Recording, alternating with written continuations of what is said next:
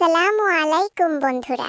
আজ আমরা জানব কোন নবীকে খালিলুল্লাহ বলা হয়। ক হযরত নূহ আলাইহিস সালাম, খ হযরত ইব্রাহিম আলাইহিস সালাম, গ হযরত মূসা আলাইহিস সালাম, ঘ হযরত ঈসা আলাইহিস সালাম।